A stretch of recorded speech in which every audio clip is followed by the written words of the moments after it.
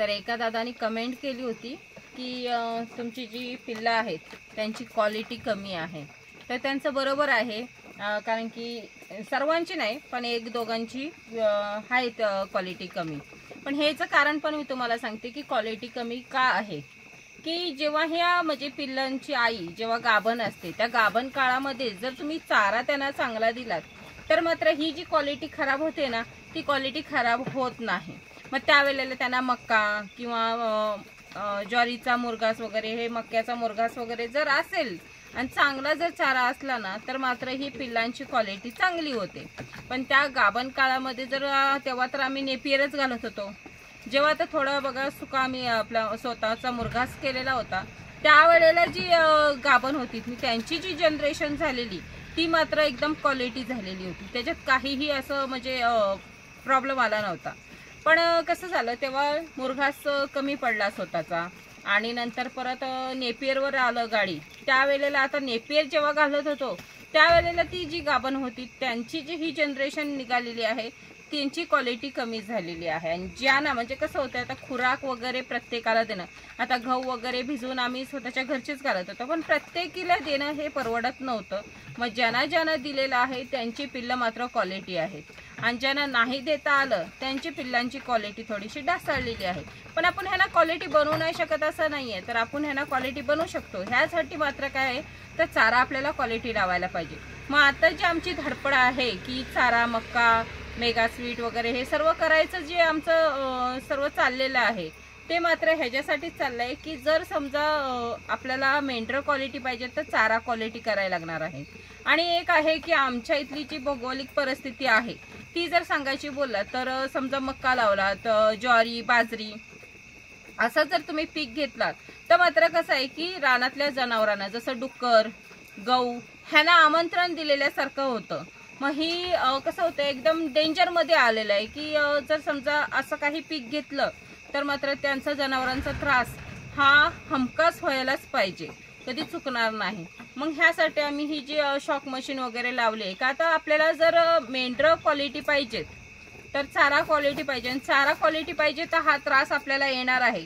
मग त्या त्रासापासून आपल्या जर चाऱ्याला वाचवायचं आहे तर त्यासाठीच आम्ही हा शॉक वगैरेचा हे केलेला आहे आणि शॉक मशीन लावून आता तिथे मका वगैरे पेरलेला आहे.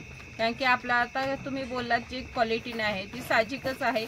पण आपल्या प्रत्येक जेव्हा आपण व्यवसाय करतो त्यावेळेला मात्र कसं होतंय आम्हाला समजायला थोडंसं लेट गेलं की सुरुवातीला असं वाटलं की नेपियरवर होईल, पण जवसर नेपियर आपल्याकडे जगतोय तवसर असती माहीत पडायला गेलाय की आपला नेपियर तर चांगला आलाय पण नेपियर मध्ये ती ताकद नाहीये जी आपल्या मेंढरांना पाहिजे. आपल्या मेंढरांना जी क्वालिटी करायची आहे ती नेपियर मध्ये भेटणार नाही. मग तुम्ही कितीही नेपियरचा चारा घाला. मग जसं समजत लागलाय की आपल्याला आता हा नाही तर दुसरा चारा मक्का वगैरे पाहिजे कारण की मक्याचा रिझल्ट खूप चांगला येत आहे. मग आता ते सर्व म्हणून ह्यासाठीच आम्ही सरसकट नेपियर काढून टाकलेलं आहे रोटरून वगैरे आणि आता तिथे मका वगैरे लावलेला आहे. का तर आपल्याला ती रिक्स चालेल पण ही जर अशी खराब झाली त्यांची क्वालिटी ढासळली तर आपला व्यवसाय कसा चालेल. मग आपल्या व्यवसायासाठीच आपला चारा नियोजन मात्र स्ट्रॉंग पाहिजे. कधी पण ना मेंढीपालन करते वेळी आपल्या चाऱ्याचा क्वालिटी असणं पाहिजे आणि चाऱ्याची जी नियोजन आहे ती चैन मात्र तुटली नाही पाहिजे. तसं बघायला गेलं तर जी म्हणजे ज्या गाभण होत्यात त्यांना खुराक वगैरे देता नाही आला आणि ज्या कमी क्वालिटीच्या आहेत त्या बघू शकता. ही एक आहे आणि ही एक समोर आहे. आता ही थांबत नाहीये. ही एक आहे आणि ही एक आहे. ह्या दोनच फिमेल ज्या आहेत त्या मात्र कमी क्वालिटीच्या आहेत. बाकीची क्वालिटीच आहेत. आणि मेल हे म्हणजे कसं आहे आता ही क्वालिटी आहेत आणि पुढे ही क्वालिटीच राहणार आहे. कारण की मेलचा नारी सुवर्ण मेलचा कधीच प्रॉब्लेम येत नाही. त्याला तुम्ही खुराक द्या किंवा नका देऊ, फक्त चाऱ्यावर तो क्वालिटी असतो आणि खुराक दिला तर डबल क्वालिटी होते. म्हणून आपला जो आता नियोजन आहे सर्व धडपड वगैरे आपली जी मक्यासाठी वगैरे चालेल ते ह्याच्यासाठीच आहे की आपली जी मेंढरं आहेत ती मात्र सुपर क्वालिटी बनली पाहिजे. आता बघायला गेलं तर ही जी आहे ही जा मात्र क्वालिटी आहे ही सुपर क्वालिटी आहे.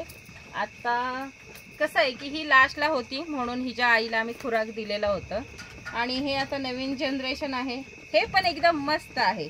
ह्याच्यातही काही फॉल्ट नाहीये, काही प्रॉब्लेम नाहीये.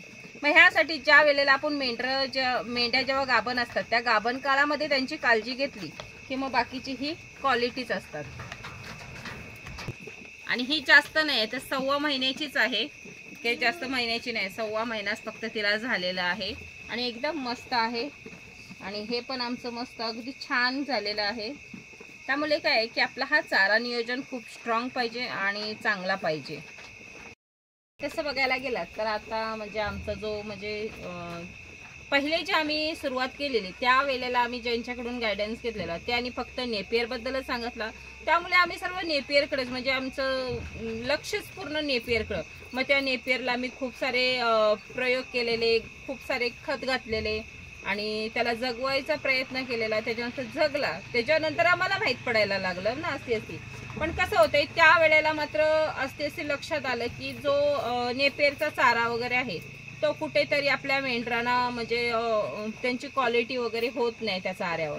मग आम्ही ज्यांच्याकडून गायडन्स घेत होतो म्हणजे विचार घेत होते ज्यांच्याकडून, त्यांच्या विचारानंतर आम्ही सुरुवात असं केलेलं की असते जे व्हिडिओ यूट्यूबला वगैरे करतात ते आता यूट्यूबला व्हिडिओ म्हणजे कसं आहे शेळ्यांचं वगैरे नाही, ते दशरथ घास वगैरे हे सर्व सांगतात. मग ते आपल्याला काही कामाचं नाहीये.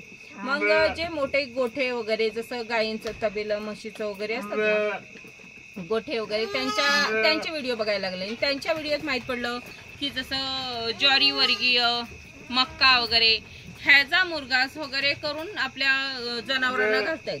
मग विचार केलेला की एवढ्या मोठ्या जनावरांना ती लोक नेपियर वगैरे असं काही घालत नाहीयेत, मका ज्वारीचं वर्गीय हे सर्व घालतात. मग आपल्या ह्या छोट्या जनावरांना ते नेपियर काय करणार आहे, नेपियर सारखं गवत आपल्या मेंढरांना सुधरू नाही शकत. मग ह्यासाठी आम्ही विचार बदललेला आणि हा जो चाऱ्याचं नियोजन आहे हा ह्यासाठीच बदललेला की आपल्याला जर मेंढर क्वालिटी करायचे तर आपला चारा क्वालिटी पाहिजे. मग आता फक्त एकच फोकस आहे ह्यांचा पोट कसा भरेल एवढाच आमचा फोकस आहे. आणि ह्यांना क्वालिटी वगैरे करत बसायचं नाहीये, तर फक्त आपल्याला चारा क्वालिटी करायचा आहे. आपला जेव्हा चाऱ्याचं क्वालिटी होणार, जेव्हा चारा नियोजन वगैरे स्ट्रॉंग आणि क्वालिटी चारा होईल तेव्हा मात्र ह्यांची स्वतःच तब्येत वगैरे जी आहे ती सर्व क्वालिटी होणार आहे. आपण ह्यांना क्वालिटी करत बसलेला तर मात्र थोडा आपलाच खर्च होणार आहे. त्यासाठी चारा कडक पाहिजे, आपला चारा जो आहे तो क्वालिटी पाहिजे. म्हणून आम्ही हे सर्व नियोजन मक्याकडे वगैरे वळवलेले आहे. आणि आता कसं झालंय माहितीये का की जेव्हा हा आता आम्ही सुरुवात केलेली आहे चाऱ्याची त्यावेळेला आता एक सुरुवात केली. मग ह्याच्या पुढे आता जी आमची ही सुरुवात राहणार आहे की आपल्या मेंढरांसाठी चारा नियोजन मात्र कडक पाहिजे. आणि एकदा जर चारा नियोजन कडक झाला की ही ऑटोमॅटिकली कडक होणार आहे, त्यांची हेल्थ वगैरे खूप चांगली राहणार आहे. नंतर काय मात्र माहितीये का की आपल्याला ह्याला खुराक पण द्यायची गरज नाही की आता जो आपण म्हणजे थोडाफार खुराक वगैरे देतोय तोही देण्याची गरज नाही. कारण की ह्यांच्यासाठी जो चारा आपण करणार आहे तोच ह्यांच्यासाठी सगळ्यात खुराक चारा हा सर्व त्याच्यातच येणार आहे.